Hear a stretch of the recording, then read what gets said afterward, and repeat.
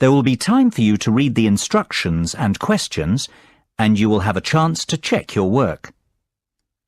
All the recordings will be played once only. The test is in 4 sections. At the end of the test, you will be given 10 minutes to transfer your answers to an answer sheet. Now turn to Section 1. Section 1. You will hear a telephone conversation between a travel agent and a school principal who is organising a school tour for a group of third-year students. First, you have some time to look at questions 1 to 3.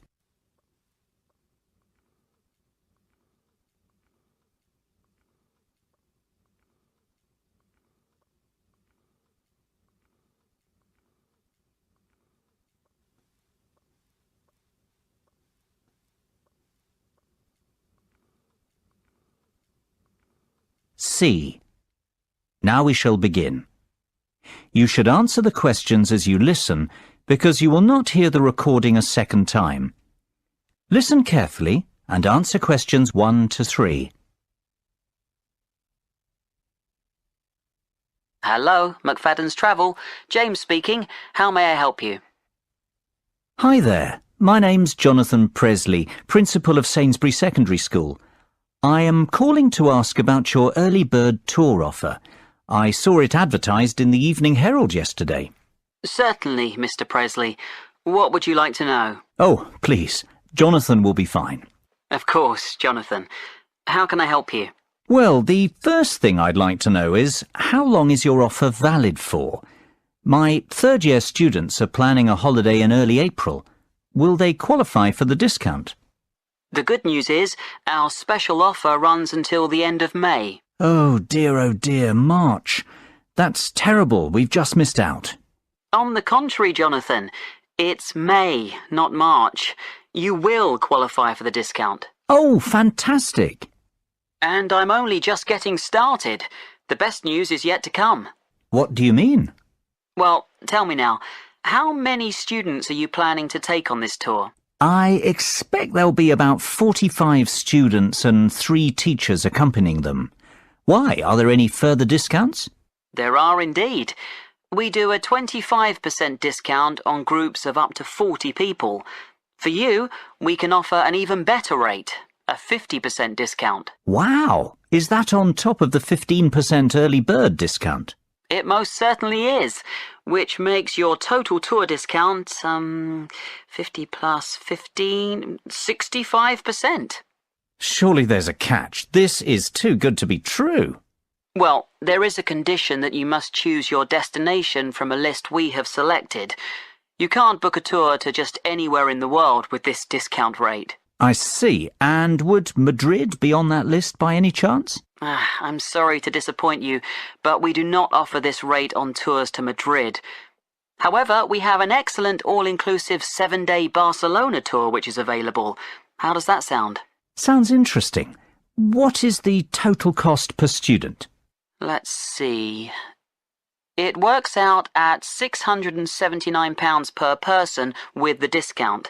The normal price is £1,940, so you are saving £1,261 per person. Hold on a moment. Let me get a pen to write some of this down. It's getting complicated. OK, how much will it cost per student? £679. And how much of a saving is that? £1,261. Barcelona sounds very good indeed. Tell me, what do you mean by all-inclusive? What does £679 get us? Before you hear the rest of the conversation, you have some time to look at questions 4 to 10.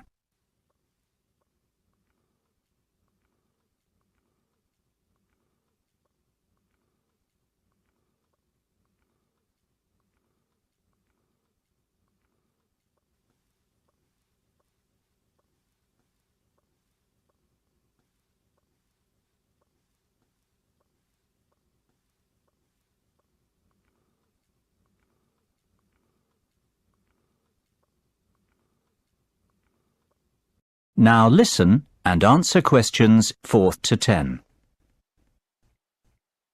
Well, that price covers flights, 3-star hotel accommodation and extras. James, I must say I'm very glad I called you this morning. This is a fantastic deal. It covers flights, accommodation and what else? Plus airport taxis, breakfast every morning, a city tour and theatre tickets. Great. And what about the teachers? The teachers can travel free of charge with the students. Well, I might just go on this tour myself. I've always fancied a trip to Barcelona. But for the children's sake, of course. Of course. Now, let's get to work on the booking. Exactly when were you planning to leave? The 7th of April, if possible. Yes, that's available. And can you confirm the exact number of students, please? It's either 44 or 45. Let me see. Yes, 45. Exactly 45 students. No, sorry, in fact that's 46. I forgot about Jenny McCarthy. She sent her application in late, so it's not in the same pile as the rest. So that's the 7th of April and 46 students, correct? Yes, perfect. And 3 teachers. Is there a morning flight?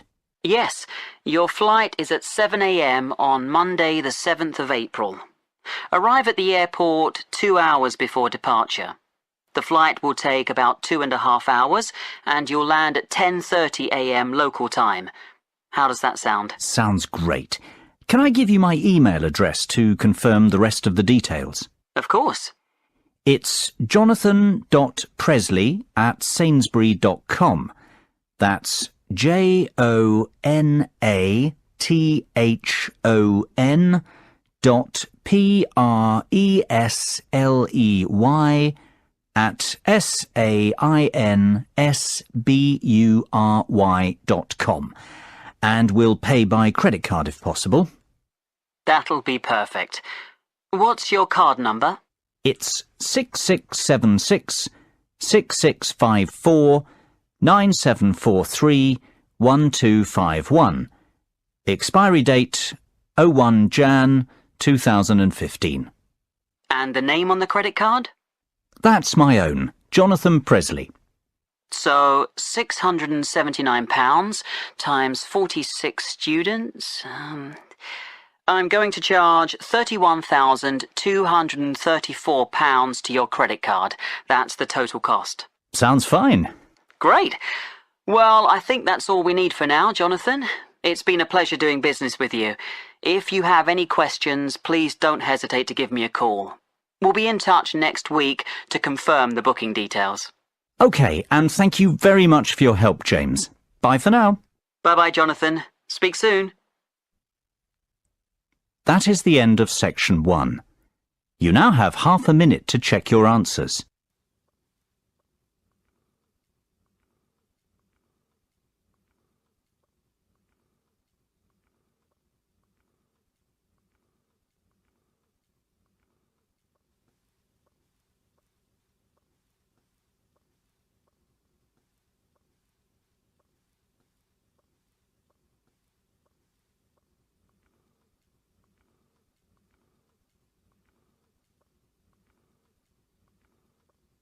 Now turn to Section 2. Section 2. You will hear an extract from a talk about the history of motor racing. First, you will have time to look at questions 11 and 12.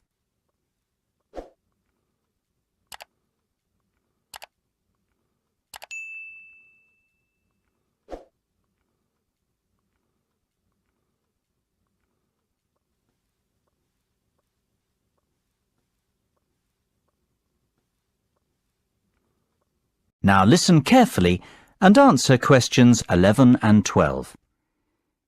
Good morning and welcome to the programme. This week we're continuing our series of features on motor racing, and I am delighted to welcome to the show David McWilliams, widely recognised as the most knowledgeable motor racing historian in England. We've invited David in to talk to us about what is probably the most famous and prestigious motor racing championship in existence today. That is, of course, Formula One. David, Formula One is now a massive racing franchise, but how did it all begin? Well, Formula One has its roots in the European Grand Prix Motor Racing Championship, which began in the 1920s.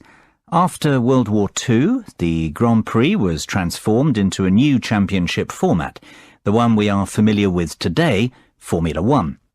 The formula stands for the rules which all the drivers and manufacturers must respect. The one signifies that this racing championship is regarded as the best in the world. The first World Championship race was held in 1950 at Silverstone in England. It was won by Italian Giuseppe Farina in his Alfa Romeo. Farina narrowly beat his teammate Juan Manuel Fangio of Argentina to the title, yet it was Fangio who would go on to dominate the sport for the rest of the decade, winning 5 world championships. As the years went by, the sport became a global phenomenon and grew from strength to strength, becoming the biggest commercial sport on the planet. Before you hear the rest of the conversation, you have some time to look at questions 13 to 20.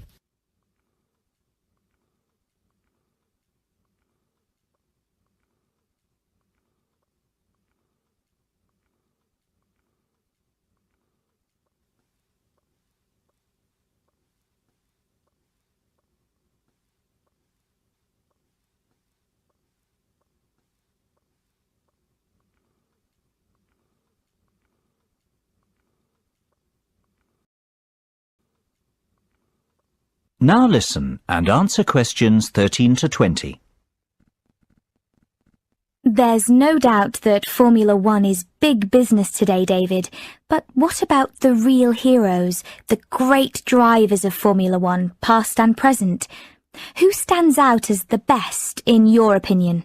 That's an almost impossible question to answer, but I could narrow it down to 3 or 4 amazing drivers. Take your pick from any one of them. I'll start with the Grand Master of Formula One, the great Fangio, who I've already mentioned. He dominated the sport throughout the 1950s, winning 5 titles in all, his first in 1951, his last in 57, a record that stood for 46 years. Indeed, he was the first multiple championship winner. Fangio was a fiery and spirited Argentinian who never gave up. His greatest moment came in winning the 1957 championship, when he came back from a disastrous pit stop to recover a 30-second deficit and take the championship on the last lap of the last race of the season. That was, of course, to be the last time he'd win the title. Another undoubted great is Brazilian Ayrton Senna. Senna won the world title 3 times, the first being in 1988, the last in 1991. Tragically, he died in a race crash the year after, to the dismay of millions of fans watching the race unfold live on TV. Senna was best known for his skills driving in the wet, and he won the Monaco Grand Prix, on what is regarded as the most difficult racecourse in Formula One, more times than any other driver. Perhaps because of this, he is regarded as the most naturally gifted driver to have ever sat behind the wheel. Another very talented driver was Frenchman Alain Prost. Prost won the driver's title 4 times during his career. His first title victory came in 1985 and his last arrived in 1993.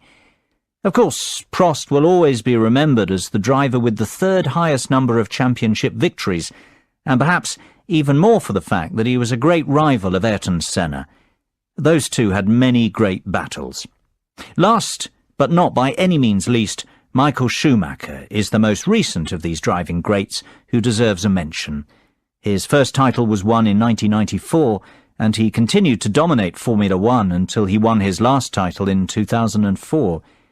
Schumacher holds many driving records, including most drivers' championships, race victories, fastest laps, pole positions, points scored, and most races won in a single season.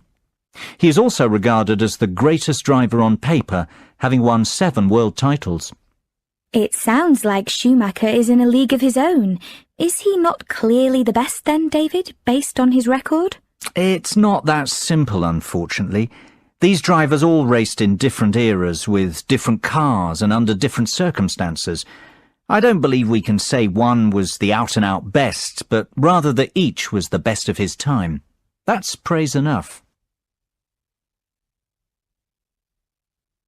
That is the end of section 2. You now have half a minute to check your answers.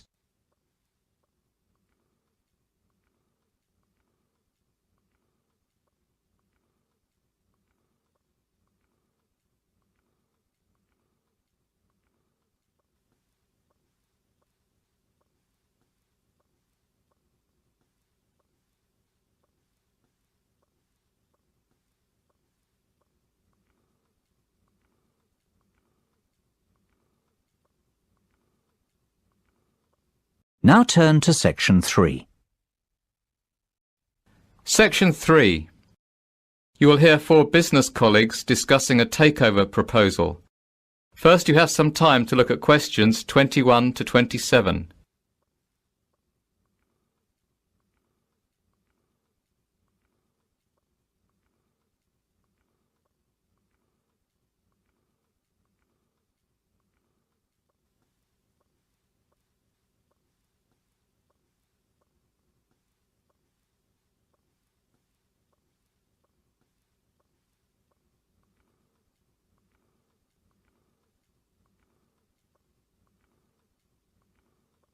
Now listen carefully and answer questions 21 to 27. So, let's go over this again. We don't want to make any mistakes, and we all need to agree we're making the right decision. Absolutely. We'd have to spend a lot of money to buy Biz Educators Inc. Almost £10 million. So let's get this right, otherwise it'll be our necks on the line. Well, I for one think this is an excellent opportunity for our company to expand and break into a new market. I say we should go ahead with the takeover. At £10 million, Biz Educators is good value for money. OK, Dave, I know you're very much in favour of the acquisition.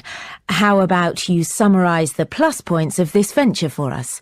Mark, you're less certain and you've highlighted some issues already. Will you summarise the downsides? I'd be only too happy to. Right then, Dave. Let's start with you. Why is this proposal so attractive? What are the upsides? It's simple economics. Biz Educators has a proven track record and is an industry leader. It is a well-respected company with a great name, has generated excellent goodwill, and has consistently made a gross profit of more than £500,000 per annum with a great shareholder return. Yeah, but what about the net profit? That's not nearly as high. In fact, last year it made a net loss of £100,000. Mark, that's only because it invested in a new manufacturing plant. That's a long-term investment to secure the company's future. In fact, it's a good thing, not a bad thing. It shows that the company has a clear and ambitious strategy going forward. Besides, a £100,000 loss is very small in real terms. It's hardly worth being concerned about. That loss will be clawed back within 2 years if the projected profits for 2012 and 2013 materialise. The forecast is for a net profit of £500,000 in 2012 and £1 million in 2013. The figures speak for themselves. This is a sound investment. I have to agree with Dave. Why are you so sceptical, Mark? I see where Dave is coming from, but we're overlooking some vital facts. First of all, this company wants to remain an independent entity. Hostile takeover bids are fraught with danger. We know from experience. Remember Davidsville Inc.? We spent a fortune researching that company and creating a workable business plan, only for the merger to fall through. Mark's right. It is always difficult to buy a company that doesn't want to be sold. Davidsville was a disaster. Continue, Mark. That's not my only concern. I'm also worried that Biz Educators is a production-based company. We have no experience running companies like that. Our market is investment banking and trading. We would have to hire outside managers to run Biz Educators for us. That's going to cost more money. Look, I'm not saying it can't be done. I'm just saying this is a high-risk venture. Plus, there's no synergy. Our business is totally different, so we can't save costs by combining departments. Well, we can certainly say that this decision is not straightforward by any means. Maybe, but we have to come to a conclusion soon. It's almost 5 o'clock. What's the hurry? Can't we postpone our decision and discuss the takeover proposal again tomorrow? Mark, have you forgotten that we have to have our conclusions ready for tomorrow's board meeting? That's when the official decision will be made. Before you hear the rest of the conversation, you have some time to look at questions 28 to 30.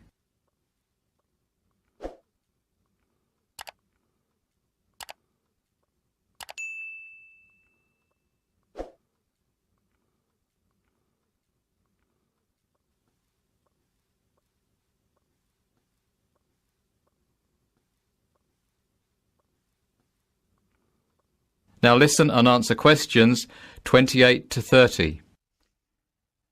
Goodness, it almost slipped my mind. Well, we'd best move on. Mary, John, you were uncertain before. Now that you listened to the pros and cons of the proposal, what do you think?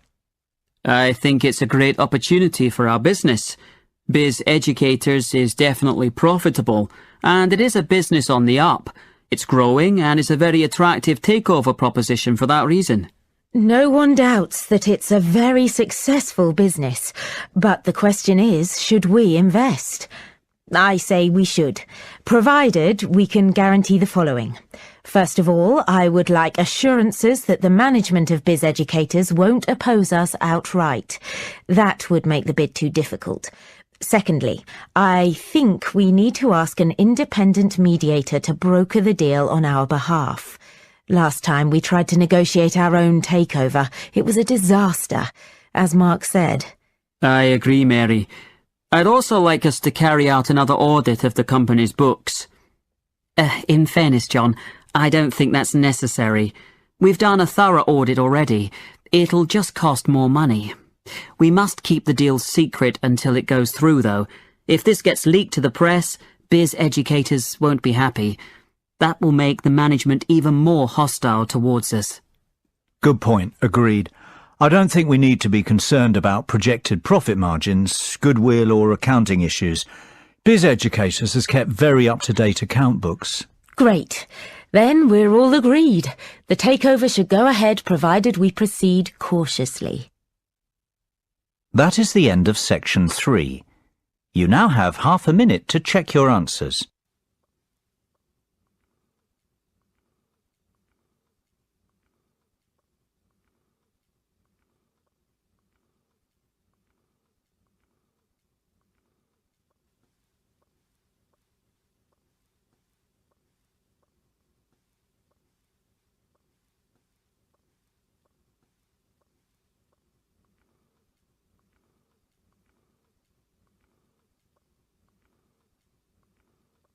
Now turn to section 4. Section 4. You will hear part of a lecture about conserving energy. First, you have some time to look at questions 31 to 40.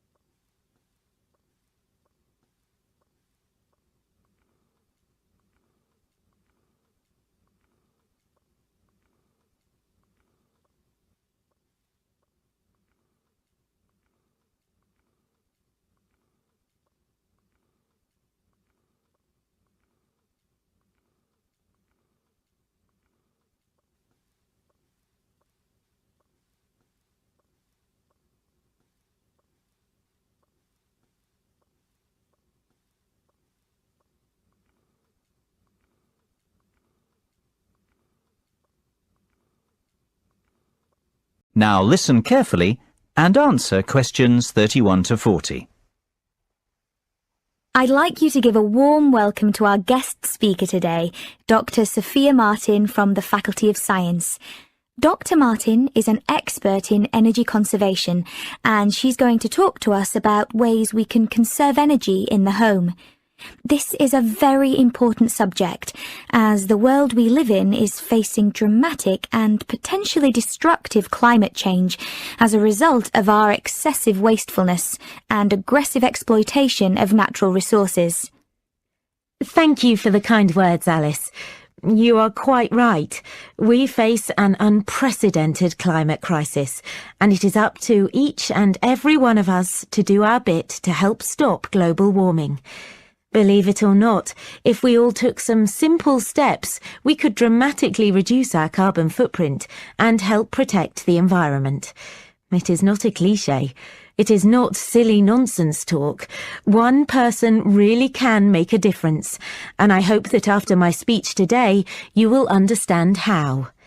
But first, what exactly is your carbon footprint?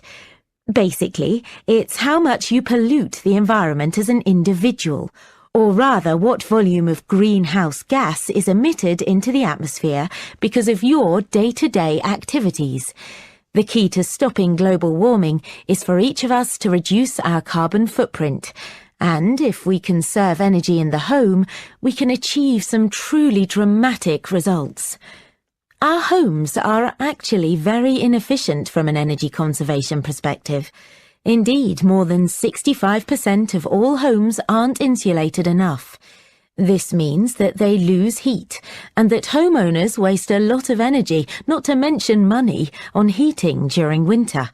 So, the first step is to fit adequate insulation in the attic and outer walls of your home.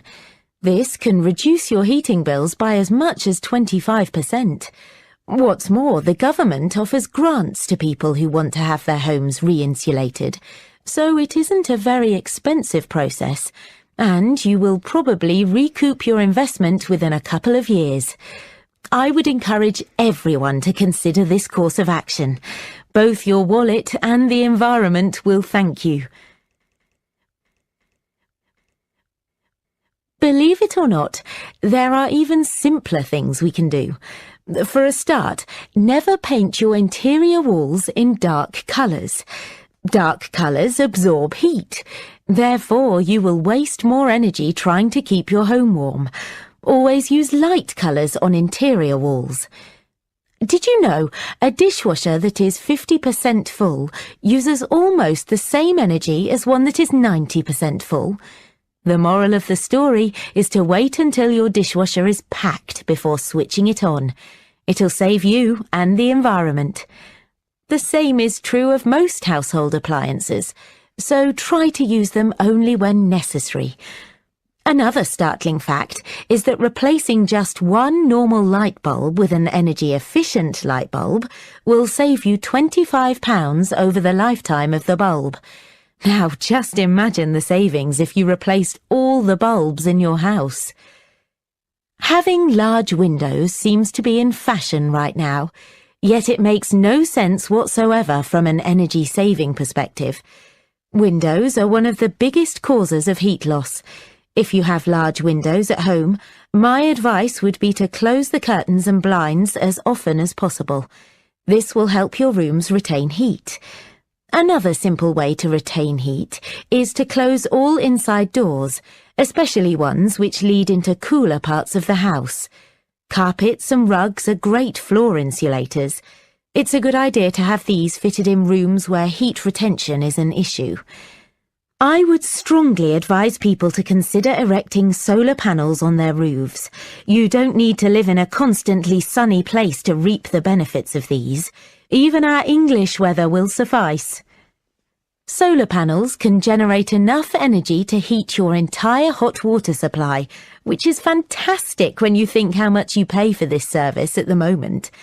And of course, I would encourage people to continue recycling and composting waste.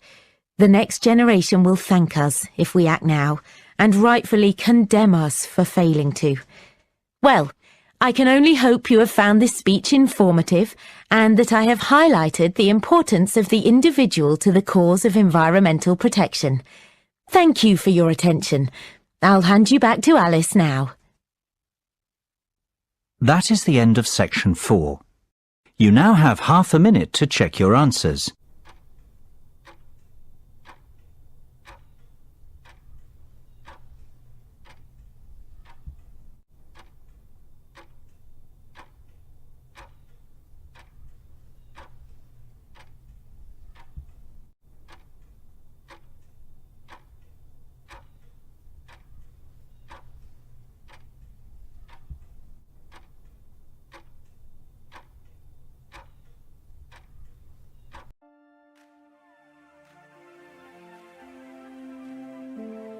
That is the end of the listening test. In the Ielts test, you would now have 10 minutes to transfer your answers to the answer sheet.